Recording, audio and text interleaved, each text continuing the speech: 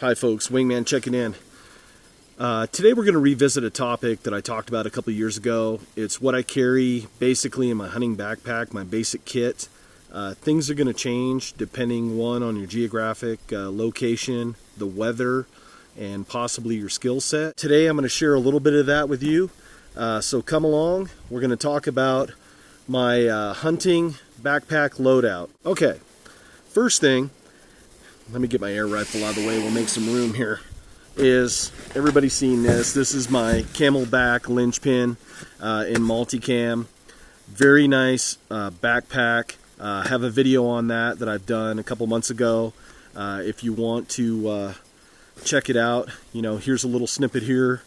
I'll have a link in the description below on this. Very nice pack. I believe my philosophy is you get what you pay for.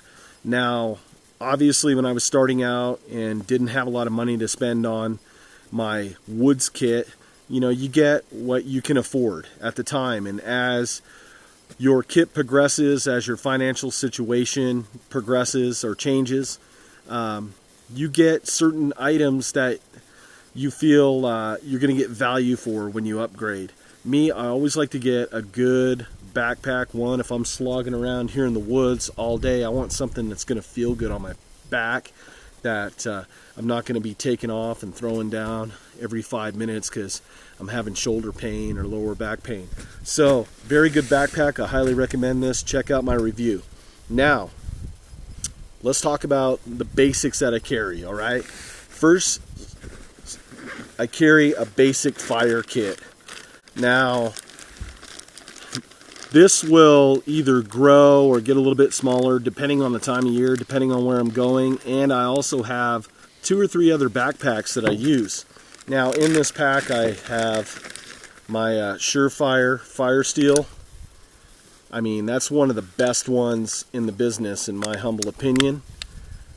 In the back, I carry a wet fire block. It's always good to have a little something, because you never know what type of weather that you're going to encounter. Now, if something happens to that, I also have my magnifying glass, and I also have a bag full of dryer lint. So I'm always trying to be a little redundant, and I should have a lighter in here as well, because a lighter is pretty much surefire if it works. I always have to throw that caveat in there, if it works. Now, on the other side of the pack, let me lay this down a little bit, is basically I carry a set of mechanics gloves.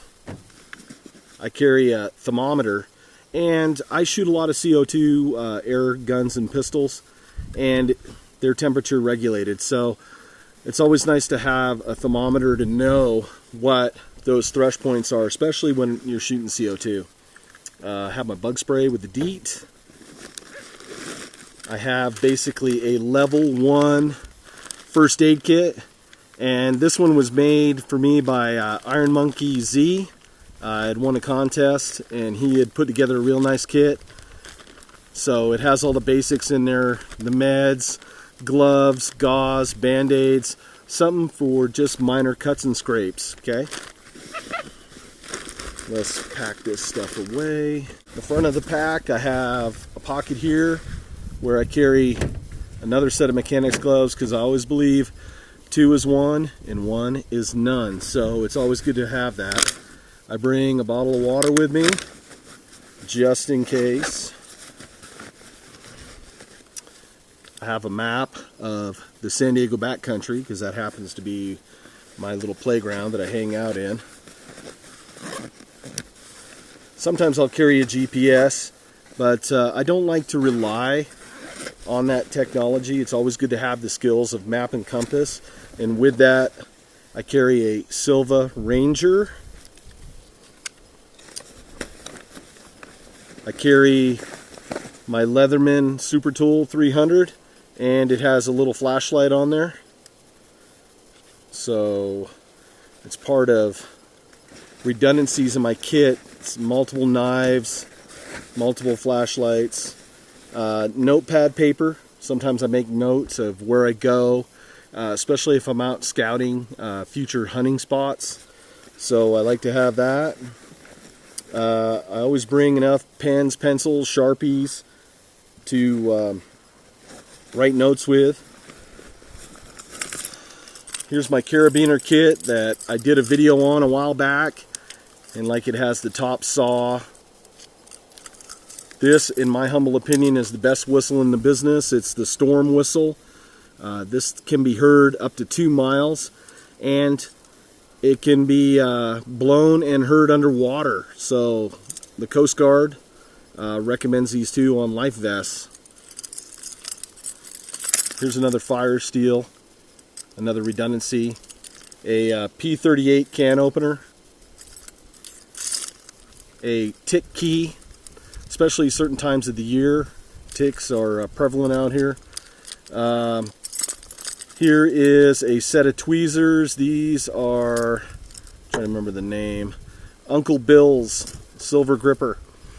They're a little pricey. They're about $8, but when you're out in the woods, say you get a cactus needle in you or a bad sliver, it's nice to have those. Here's a little container that I put meds in, ibuprofen, maybe some headache medicine, and there's also some cotton balls in there. Here's another thermometer. Happened to buy this one at REI, and it also has just a little bubble compass in there. It's not the greatest, but hey, in a pinch. And of course, my hunting license. Okay, so that pretty much wraps up what I carry there. And I also have a little bit of string. I used to carry 550 paracord, but it just gets too bulky in the pack. Moving right along, top pouch. This is my pouch for my pellets, and I also have a video where I put 22 rounds in these, and they're great. They just go right on your hip, on your belt. Works great. Some CO2 for some of my other pellet pistols, and can't forget, you got to bring a Slim Jim with you. Hey, I'm a country boy, you got to have your Slim Jims.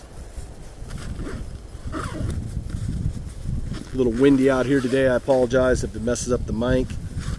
Here's a shirt, just a little camo shirt. Always bring an air pistol. This is my 1322. It's a 22 caliber, 10 pump pneumatic air pistol. It's always nice to have something like that in your kit. You just never know. Sometimes you're out hunting and you just want to play around a little bit. It doesn't make a lot of noise. Here's a Bushnell Rangefinder.